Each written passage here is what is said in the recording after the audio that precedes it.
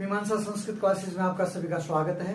और आज मैं एक छोटी सी बात को लेकर आपसे रूबरू होना चाहता हूं कि जो टीजीटी संस्कृत डीएसएसबी में वैकेंसीज आई है, वैसे तो और भी सब्जेक्ट की आई है, पर हम बात करेंगे टीजीटी संस्कृत की जो वैकेंसीज आई हैं उनमें मैंने पहले भी एक वीडियो डाला था। उसमें सारी इन्फॉर्मेशन वैकेंसीज के बारे में टोटल थी, एज रिलैक्सेशन क्या है, क्वालिफिकेशन क्या है, वो सारी चीजें मैंने बताई थी।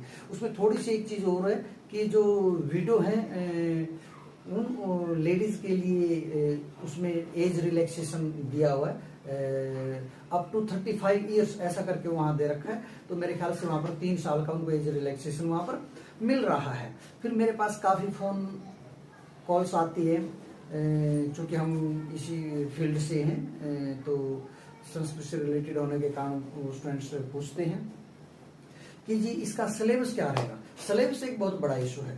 सिलेबस के बारे में मैं बता दूं आपको, डीएसएसबी में टीजीटी संस्कृत के लिए और पीजीटी संस्कृत के लिए कोई सिलेबस फिक्स नहीं होता है।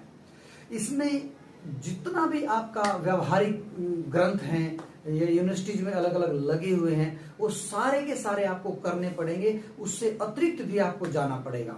फिर भी एक मोटी मोटी सी बात मैं करना चाहूं तो लघु सिद्धांत कौमुदी व्याकरण के रूप में ये तो आपको मूल रूप से सारी की सारी पढ़नी पड़ेगी। कई बार स्त्री प्रत्यांत आ जाते हैं, कई बार प्रत्यय आ जाते हैं, कई बार शब्द रूप सिद्धि में से, कई बार सूत्र, कई बार संज्ञा सूत्र, कई बार संज्ञा प्रकरण से, कई बार संधियों से, वो कहीं से भी क्वेश्चन उठाता है वो आएगा। जो कारक प्रकरण है वो सिद्धांत कौमुदी के आपको करने पड़ेंगे, क्योंकि लघु सिद्धांत कौमुदी में कारक बहुत कम है।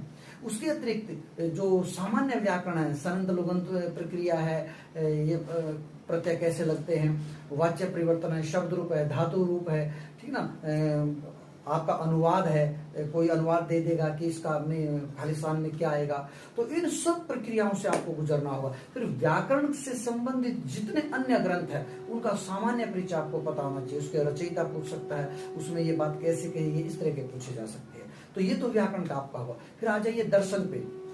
दर्शन में आप कुछ भी छोड़ के नहीं चल सकते। जो षड दर्शन है, 3 नास्तिक दर्शन है, जैन बौद्ध चारवाक, उनका सामान्य परिचय आपको आना चाहिए।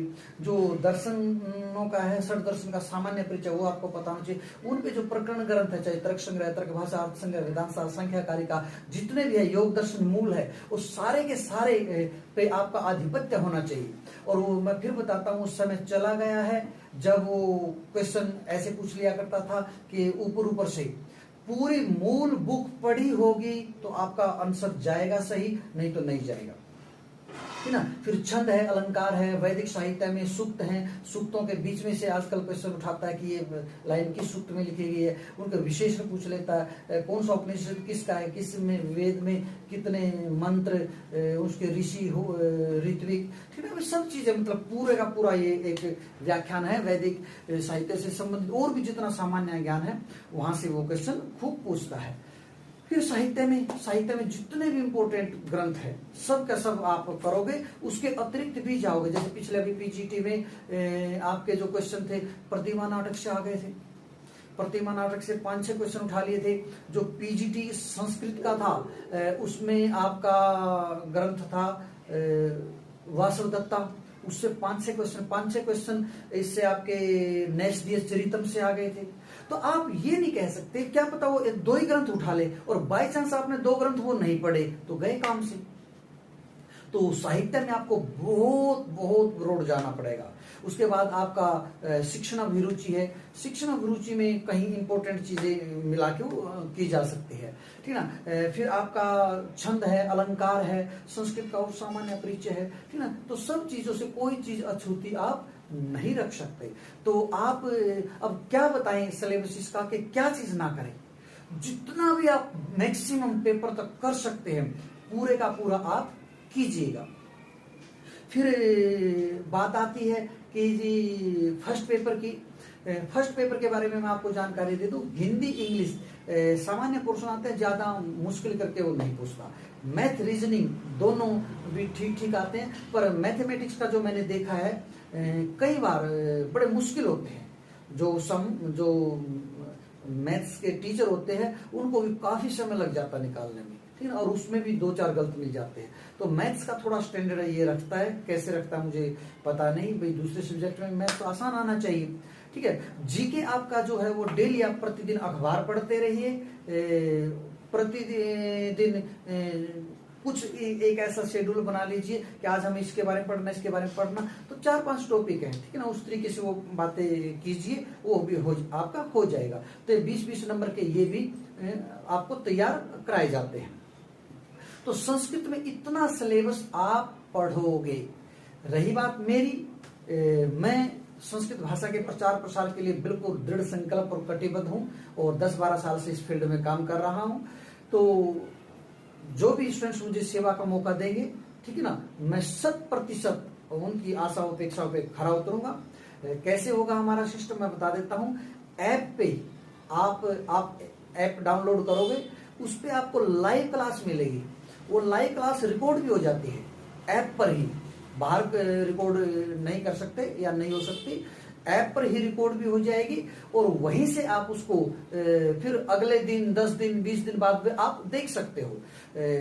ऐप पर ही लाइव रहेगा और ऐप पे ही आपका सारा स्टडी मटेरियल, नोट्स सारे के सारे वो मिलेंगे आपको।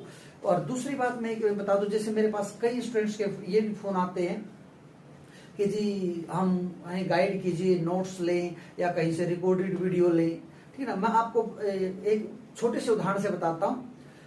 अगर रिकॉर्डेड वीडियो और दुकानदार के पास रखी हुई बुक्स या आपके पास भी रखी और नोट्स से इतना ज्ञान मिलता, तो भारत का बच्चा इंजीनियर, बच्चा एमबीबीएस डॉक्टर होता।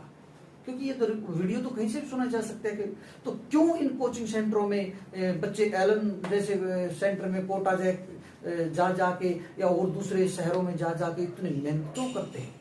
कहीं लाख रुपया वो दे के इतनी मेहनत करते हैं, इतनी मशक्कत के बाद आता। क्या उनको बुक्स नहीं प्रोवाइड हो सकती, उनको नोट्स नहीं मिल सकते, उनको रिकॉर्डेड वीडियो नहीं मिल सकती? ये सब उनको भी मिल सकती है। पर इस लॉजिक को समझिए, सफलता का पर्याय केवल और केवल गुरु शरण होती है, गुरुकुल होता है, आपका विद्यालय होता है, ठीक है ना। आप उस तरीके से बुक्स से, नोट्स से कभी भी सफलता नहीं प्राप्त कर सकते, जो मेरा अनुभव है।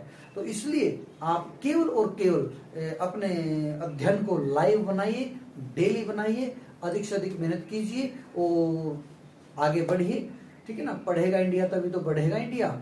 तो इस तरीके से हम करके सारे का सारा सिलेबस कर सकते। संस्कृत के विषय में मैं आपको फुली सहयोग के लिए तैयार हूं, बिल्कुल कटिबद्ध हूं, दृढ़ संकल्प हूं। एक बार सेवा का मौका दीजिए, आइए मिलकर चलेंगे और सफलता प्राप्त करेंगे। धन्यवाद, नमस्कार।